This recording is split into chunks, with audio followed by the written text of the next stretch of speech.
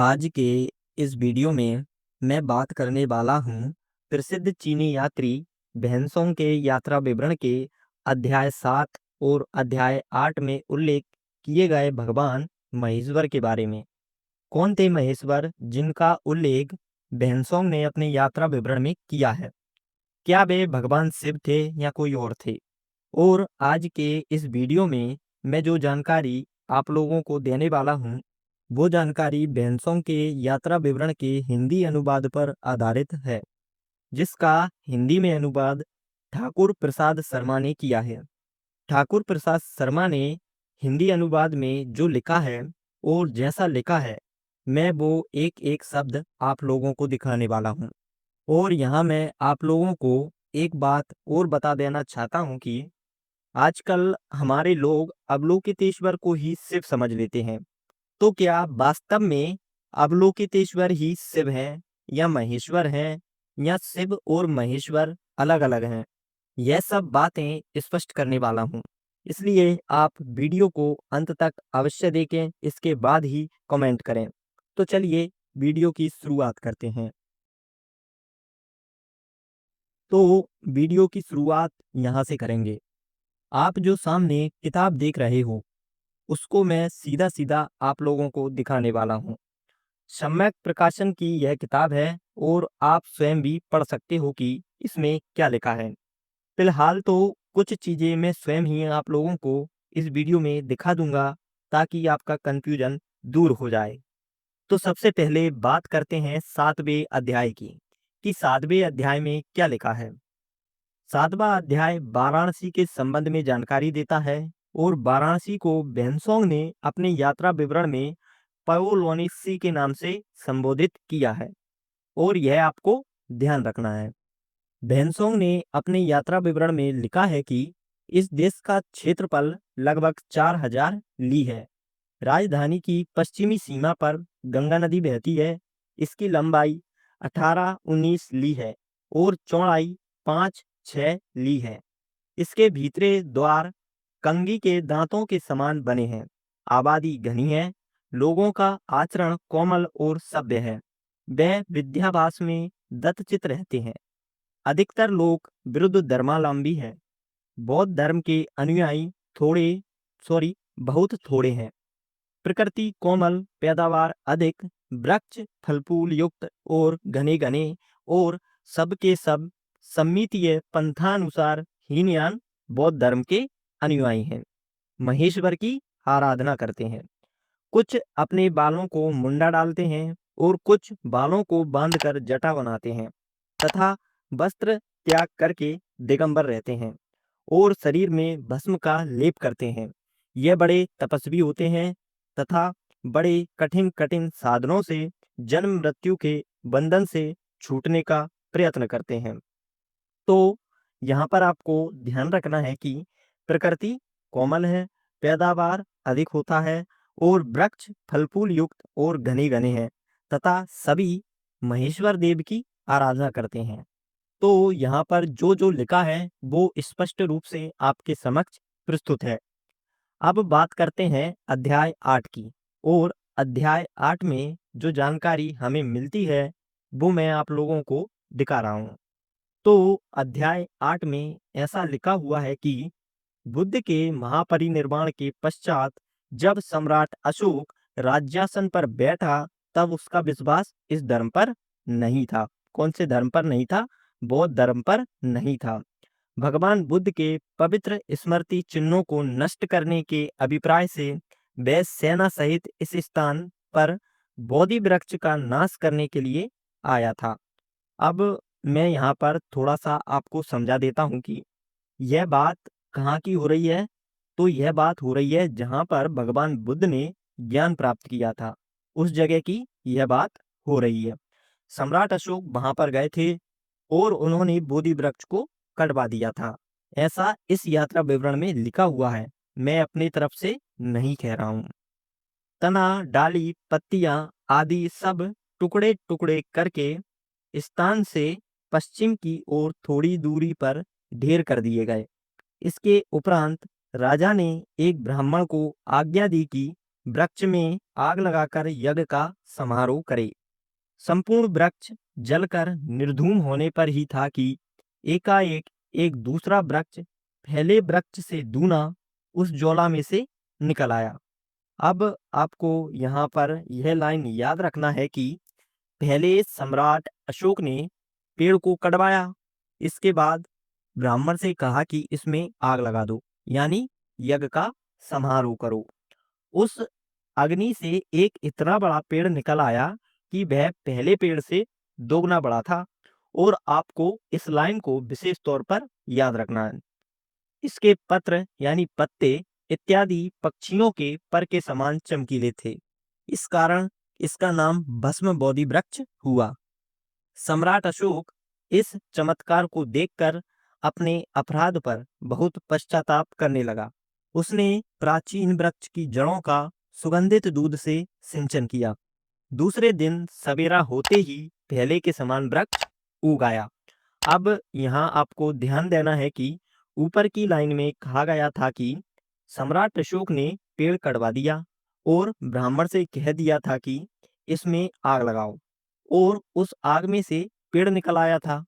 और नीचे फिर से कहा गया कि सम्राट अशोक बहुत पश्चाताप हुआ, इसलिए उन्होंने सुगंधित दूध डाल डाल के पेड़ को एक ही रात में बड़ा कर दिया।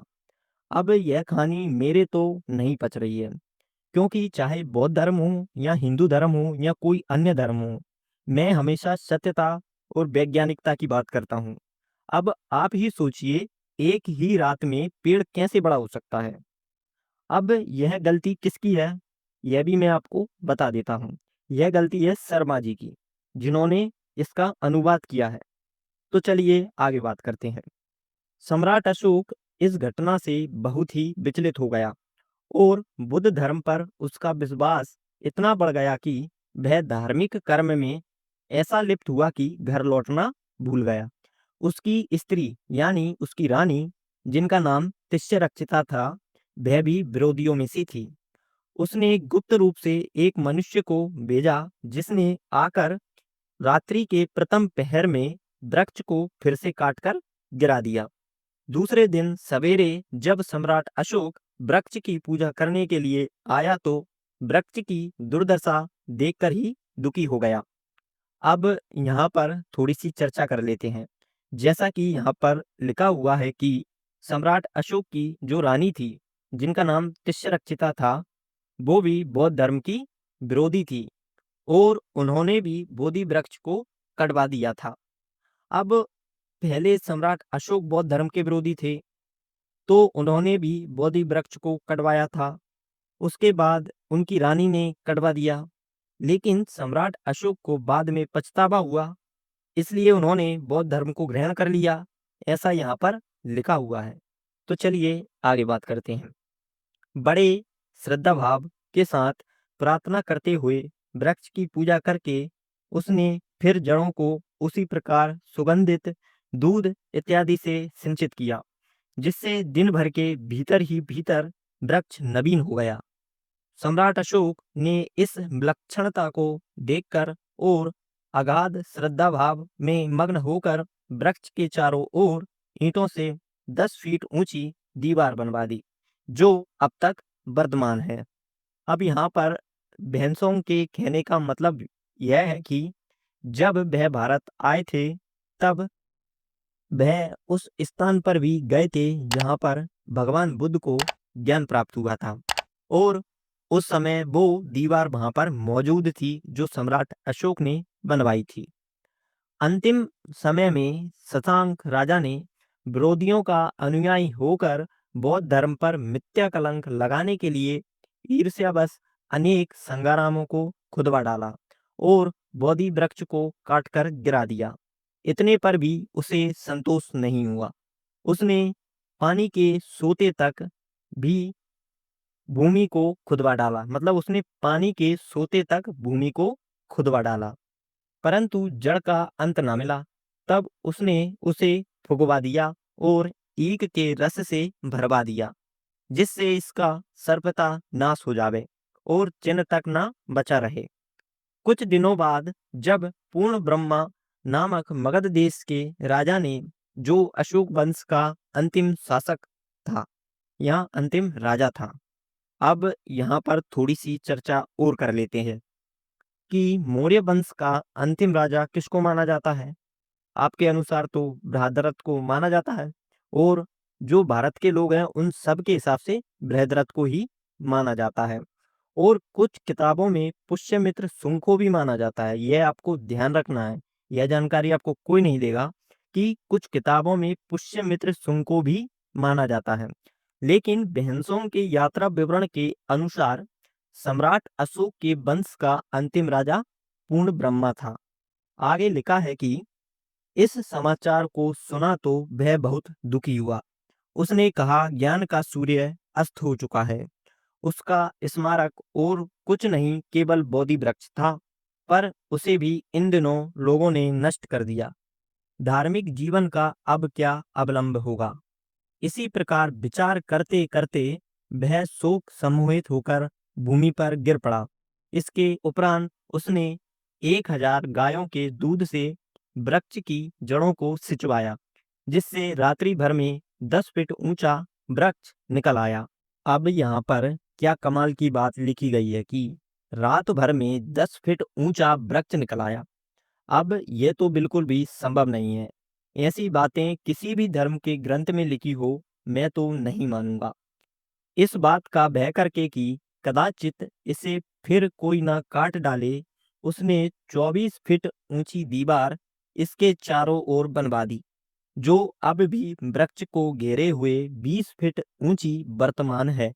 मतलब अभी भी 20 फीट ऊंची दीवार बनी हुई है।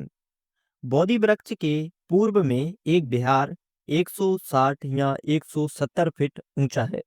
इसकी नींव की चौड़ाई 20 कदम के लगभग है। संपूर्ण इमारत नीली ईंटों की है, जिसके ऊपर चूने का पलस्तर है। प्रत्येक खंड में जितने आले हैं, उन सब में सोने की मूर्तियां हैं। स्थान के चारों ओर बहुत सुंदर चित्रकारी और पच्चीकारी का काम बना हुआ है। किसी किसी स्थान पर तो चित्र मोती जड़कर बनाए गए हैं। अनेक स्थानों पर मुनियों की मूर्तियां हैं, जिनके चारों ओर मुलम्मा किया हुआ तांबा जड़ा है। पूर्व की ओर सिंहपोर यानी सिंह द्वार है, जिसके निकले हुए छज्जे एक पर एक बने हुए यह सूचित करते हैं कि यह 3 खंड का है। इसके छज्जे, खंबे, कड़ियां और खिड़कियां इत्यादि सोने और चांदी से जड़ी हुई है, और बीच बीच में मोती और रत्न इत्यादि जड़ दिए गए हैं। तीनों खंडों में से गुप्त कोठरियां और अंधकार छन तहखानों में जाने का अलग अलग रास्ता है। द्वार के बाहरी ओर दाहिने और बाएं दोनों तरफ 2 आले इतने बड़े बड़े हैं, जितना बड़ा कोठरी का द्वार होता है। बाईं ओर बाले आले में अवलोकितेश्वर बोधिसत्व की प्रतिमूर्ति है, और दाहिने ओर बाले आले में मैत्रेय बोधिसत्व की प्रतिमा है। यह दोनों चांदी की बनी हुई श्वेत रंग की है और कोई 10 फीट ऊंची है।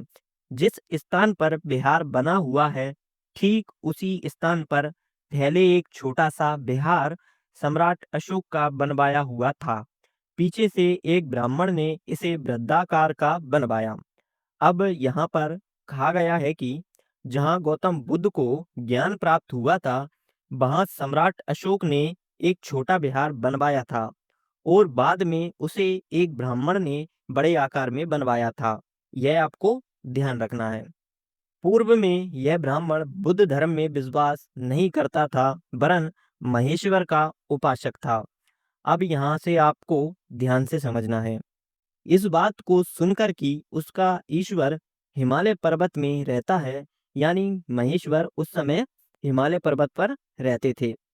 वह अपने छोटे भाई सहित, यानी वो ब्राह्मण अपने छोटे भाई सहित उस स्थान पर महादेव से प्रार्थना करने गया। देवता ने उत्तर दिया, यानी महादेव ने उत्तर दिया, जो प्रार्थना करके कुछ पाना चाहते हो, उनमें कुछ धार्मिक बल भी होना आवश्यक है।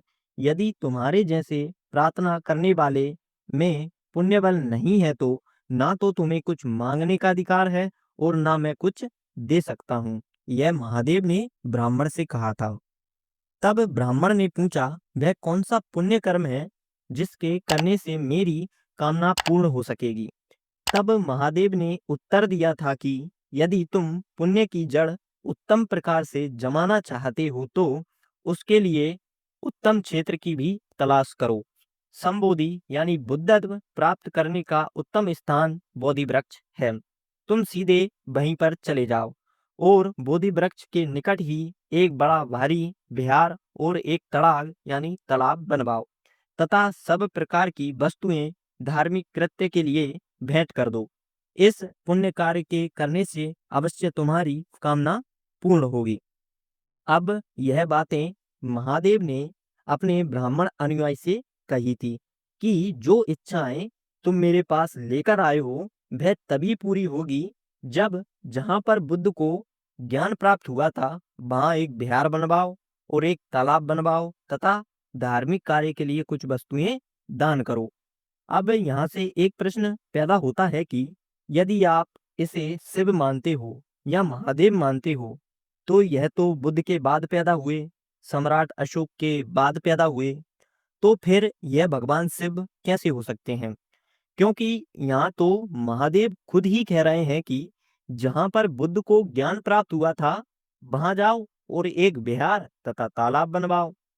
अब यह तो तभी संभव है जब कोई व्यक्ति गौतम बुद्ध के बाद पैदा हुआ हो, तो इसका मतलब यही हुआ कि महादेव गौतम बुद्ध के बाद पैदा हुए थे। अब यहाँ पर आपके दिमाग में एक प्रश्न और आ रहा होगा कि महादेव भी हिमालय पर्वत पर रहते थे। तो मैं आपको बता दूं कि प्राचीन समय में सारे ऋषि मुनि हिमालय पर्वत पर ही रहते थे। केवल शिव ही नहीं रहते थे वहां पर, सभी रहते थे जो ऋषि मुनि होते थे। अब थोड़ी आगे और बात कर लेते हैं। ब्राह्मण इस प्रकार की देवीय आज्ञा पाकर और उस आदेश को श्रद्धा पूर्वक धारण करके लौट आया। कहाँ से? महादेव के पास से। बड़े भाई ने विहार बनवाया और छोटे ने तड़ाग यानी तालाब बनवाया।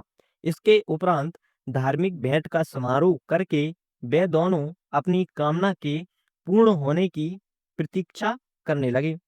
उनकी कामना पूर्ण हुई। क्या हुआ कि उनकी कामना फिर पूर्ण हो गई और वह ब्राह्मण किसी राजा का प्रधानमंत्री हो गया या बन गया। इस पद पर रहने से जो कुछ लाभ उसे होता था वह सबका सब दान कर देता था।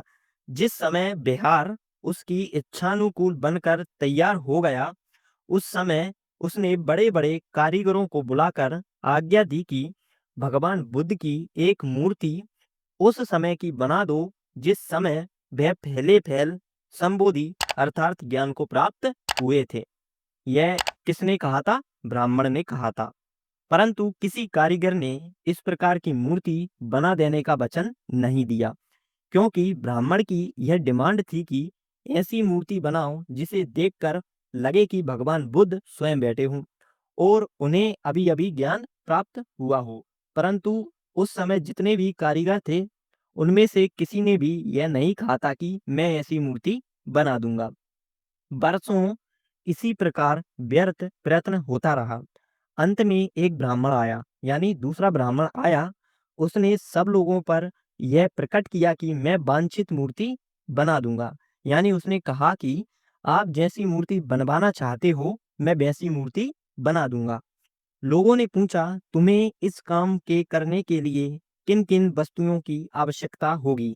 तब ब्राह्मण ने उत्तर दिया, बिहार के भीतर सुगंधित मिट्टी रख दो और दीपक जला दो। जब मैं भीतर चला जाऊं तब द्वार बंद कर दो। उस द्वार को 6 महीने बाद खोलना, तब तक वह बंद रहना चाहिए। और इसके बाद यानी 6 महीने के बाद जब द्वार खोला गया तो उस ब्राह्मण ने ऐसी मूर्ति बनाई कि लोग देखकर चकित हो गए। उस मूर्ति को देखकर ऐसा लगता था कि मानो भगवान बुद्ध स्वयं बैठे हों। भैंसों के यात्रा विवरण, जिसका हिंदी अनुवाद ठाकुर प्रसाद शर्मा ने किया था, कि पेज नंबर 300 पर इस बात की चर्चा की गई है। सामने जो कुछ भी लिखा है आप स्वयं भी देख सकते हो। इसके साथ साथ पेज नंबर 209 तथा अध्याय 7 और अध्याय 8 में भी इसकी चर्चा की गई है।